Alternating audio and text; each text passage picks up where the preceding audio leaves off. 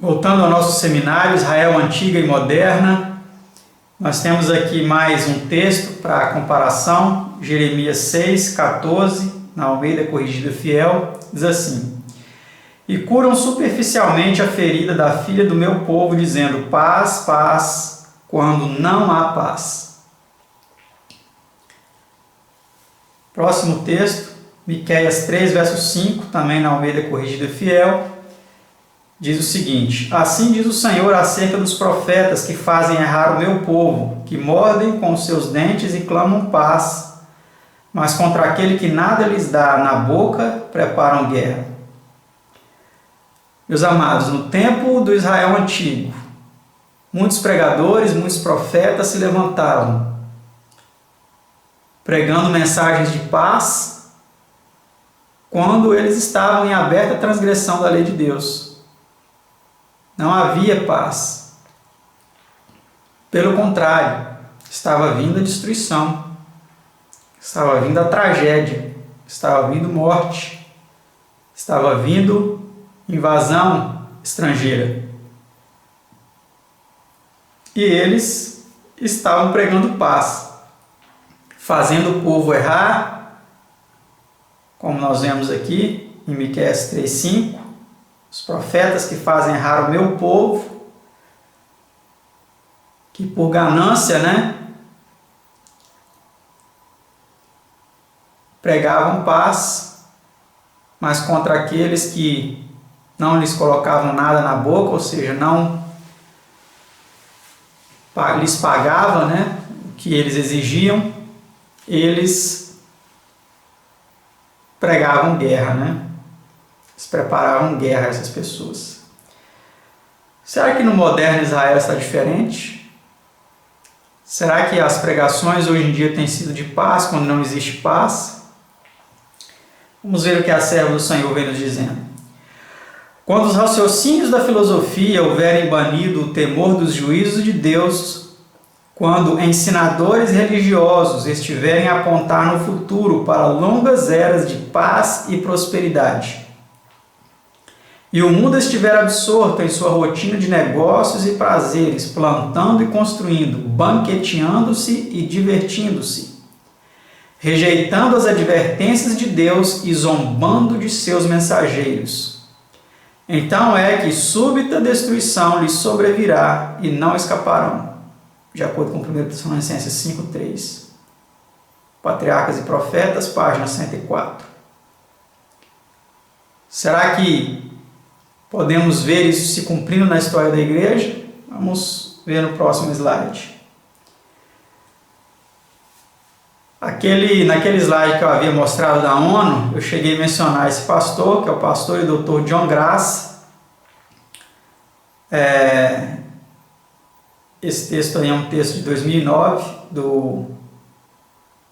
de um dos livros que ele escreveu, que vem dizendo assim: Dr. John Grace é um cidadão de Suíça e França, tem dupla cidadania, Ele estudou teologia, história e sociologia da religião na França, obtendo seu mestrado na Universidade de Montpellier e seu doutorado pela Sorbonne University em Paris. Exerceu de 95 a 2015 a função de secretário-geral da IRLA, Associação Internacional de Verdade Religiosa, uma entidade interdenominacional. E foi também diretor do Departamento de Relações Públicas e Liberdade Religiosa da Associação Geral da IASD. Em 2002, ele foi eleito secretário da Conferência dos Secretários das Comunhões Cristãs Mundiais, um grupo de líderes das igrejas mundiais que representa 2 bilhões de cristãos, de várias religiões. Hoje ele não ocupa mais essas funções, como eu havia dito naquele slide onde aparece ali alguns líderes da IASD na ONU, o pastor Ganoni Diop, então passou a ocupar essas funções dele. Mas vamos ver o que ele disse com relação à pregação de paz e prosperidade, de longas eras de paz e prosperidade. Nesse livro,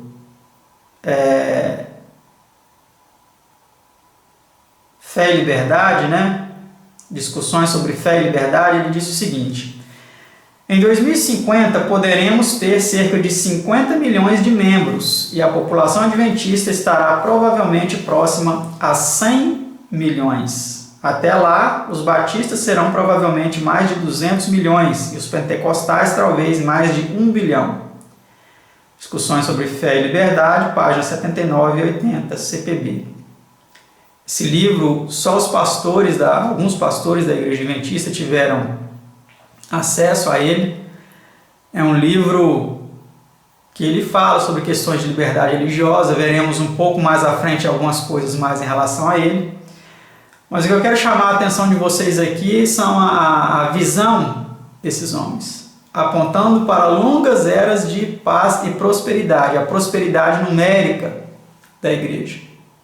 Em 2050 poderemos ter cerca de 50 milhões de membros, e a população adventista estará provavelmente próxima a 100 milhões.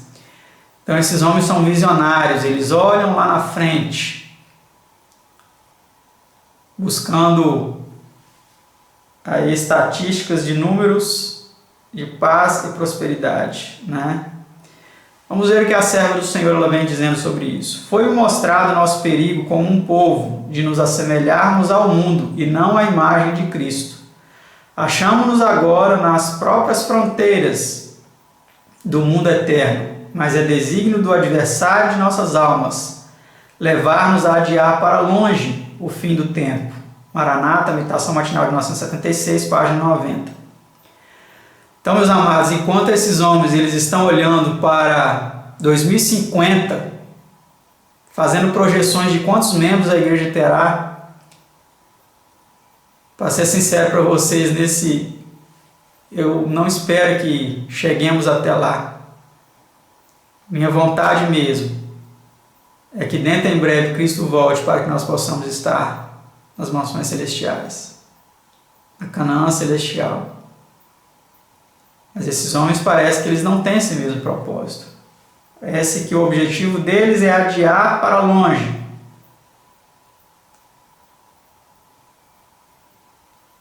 O fim dos tempos. E a serva do Senhor ela diz aqui claramente que isso é uma estratégia, um desígnio do adversário de nossas almas. Essa é exatamente a visão futurista do Sr. John Grace e de parte da liderança mundial da IASD, como evidenciado nas projeções estatísticas e ambições de quantidade. Mas o verdadeiro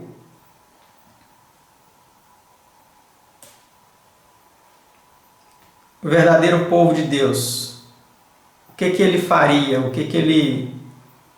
Qual que seria a meta? Qual que seria o objetivo do verdadeiro povo de Deus, do remanescente de Deus nos últimos tempos?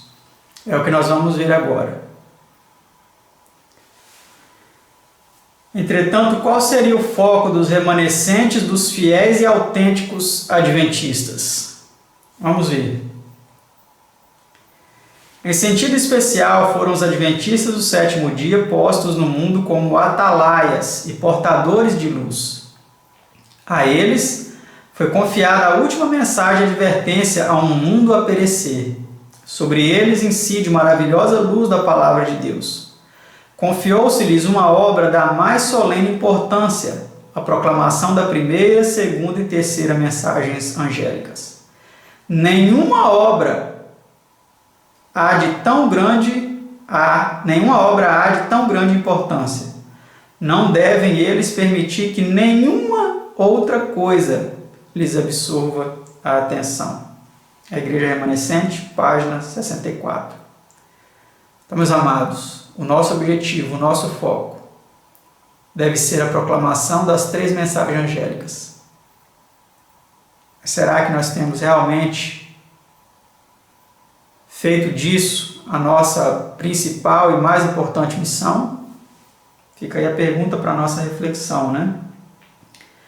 Vamos para mais uma comparação aqui entre o Israel antigo e o moderno. Em Ezequiel 33, 31 a 32, na Almeida Corrigida e Fiel, nós lemos: E eles vêm a ti como o povo costumava vir, e se assentam diante de ti como o meu povo, e ouvem as tuas palavras, mas não as põem por obra. pois lisonjeiam com a sua boca, mas o seu coração segue a sua avareza. E eis que tu és para eles como uma canção de amores, de quem tens voz suave e que bem tange, porque ouvem as tuas palavras, mas não as põem por obra. Ou seja, uma vida de aparências. E nada mais que isso. Coração segue a avareza. Museu Moderno Israel. Os pastores pregam coisas agradáveis para convirem a esses que professam a religião de um modo carnal. Não ousam pregar a Jesus e as verdades incisivas da Bíblia. Pois se assim fizessem, esses que carnalmente são professos da religião, não permaneceriam na igreja. Mas sendo que muitos deles são ricos, deverão ser conservados, embora não estejam mais em condições de ali se achar do que Satanás e seus anjos. Primeiros Escritos, página 228. Olha, meus amados, que coisa terrível. Que coisa terrível que a serva do Senhor vem relatando aqui a respeito do atual quadro da situação que nos encontramos. Será que isso tem acontecido em nossa história? Hoje nós temos aí a nova semente, segmentos da IASD para a classe alta, elitizada. Assim como nós vimos naquele texto anterior, como muitos deles são ricos, não vamos tocar em questão de pecado, de costumes errados, não, deixa esses assuntos para lá. Vamos pregar uma mensagem mais light, vamos pregar uma mensagem que soa bem, que tange bem, por causa da ganância, da avareza. E aí nós temos hoje esse atual quadro dessa situação. Igrejas com o objetivo de atrair as multidões elitizadas, com shows, espetáculos de luzes, etc. Aqui é uma foto do Espaço Novo Tempo, da Grande Vitória. Essa nova semente é lá em São Paulo. E essas igrejas assim, para pessoas elitizadas, têm se espalhado. Com que objetivo? Com o objetivo de manter as pessoas no seu conforto, na sua zona de conforto. Sem incomodar, Não. Deixá-las tranquilas. E aí a continuação daquele texto, a serva do Senhor ela vem dizendo, isso é exatamente como Satanás desejava. Faça com que a religião de Jesus pareça popular e honrada aos do mundo. Declara-se ao povo que aqueles que professam a religião serão mais honrados pelo mundo. Tais ensinos diferem muito grandemente dos de Cristo. Sua doutrina e o mundo não podiam estar em paz. Aqueles que o seguiam tinham de renunciar ao mundo. Estas coisas agradáveis originam-se com Satanás e seus anjos. Olha, meus amados. Eles formularam um plano e cristãos de nome o levaram a efeito. Ensinavam-se fábulas aprazíveis e com facilidade eram recebidas. E hipócritas e declarados pecadores uniram-se com a igreja. Se a verdade tivesse sido pregada em sua pureza, logo teria excluído esta classe. Não havia, porém, diferença entre os professos seguidores de Cristo e o mundo. Vi que se a falsa cobertura tivesse sido retirada dos membros das igrejas, seriam reveladas tais iniquidades, vilezas e corrupção, que o mais tímido filho de Deus não teria hesitado em chamar a esses professos cristãos pelo seu verdadeiro nome, filhos de seu pai, o diabo, pois suas obras o atestavam. Primeiros Escritos, página 228. Então, meus amados, é esse o quadro que nós encontramos hoje. Eu acho que até dispensa comentários, O texto aí ele está bem claro, bem objetivo, para que todos entendam de onde se originou tudo isso. Essas coisas agradáveis originaram-se com Satanás e os seus anjos. Sua doutrina e o mundo não podem estar em paz. A doutrina de Cristo e a doutrina do mundo não pode estar em paz. Não pode haver paz. Tá certo? esse negócio de fazer que a religião pareça popular e honrada aos do mundo, isso não é coisa de Deus. Isso é coisa do maligno. Porque a religião de Cristo não é nada popular. Pelo contrário, ela é impopular. Tá certo? Vamos adiante. Mais uma comparação aqui. Juízes 2, 8 e 10, na Almeida Corrigida Fiel. Faleceu, porém, Josué, filho de Num, servo do Senhor, com a idade de 110 anos.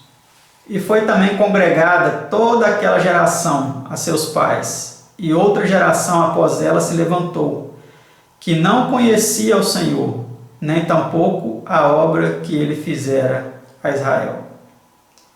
Então, meus amados, quando Josué e aqueles que conheceram ali, que eram crianças, né? Mas eles viram como seus pais e eles saíram ali do Egito e como foram encaminhados aí pela poderosa mão de Deus até a terra de Canaã.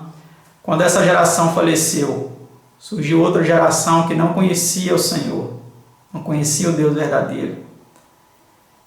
E não conhecia, não sabia por experiência toda aquela forma maravilhosa que Deus guiou aquele povo. Subiu outra geração, se levantou outra geração. Será que isso também, de certa forma, pode ser percebido na história do povo do Advento, do moderno Israel? Vamos ver o que a serva do Senhor diz. Os antigos porta-bandeiras sabiam o que significava lutar com Deus em oração e fruir o derramamento de seu espírito. Estes, porém, então se retiraram do cenário. E quem está surgindo para preencher-lhes o lugar? Como é com a geração que surge? Estão eles convertidos a Deus? Temos esperança de ver toda a igreja reavivada? Tal tempo nunca há de vir. E recebereis poder, meditação matinal de 955, página 185. Então, meus amados, aqui a serva do Senhor ela fala claramente que aqueles pioneiros da igreja, aqueles antigos porta-bandeiras, por que porta-bandeiras? Porque eles seguravam firmes o estandarte da verdade eterna, do evangelho eterno. E eles não deixavam se arrastar desse estandarte, mas mantinha ele no alto. Proclamava essas verdades de forma bem visível. Mas ela diz que eles começaram a se retirar do cenário, começaram a falecer. Ela pergunta, né? E quem está surgindo para preencher-lhes o lugar? Como é com a geração que surge? Estão eles convertidos a Deus? É a pergunta que ela faz. E nós veremos que realmente muita coisa mudou, né? Esse texto aí ela vem comentando um pouco mais a respeito disso. Ela vem dizendo: quando o poder de Deus testifica daquilo que é a verdade, essa verdade deve permanecer durante quanto tempo?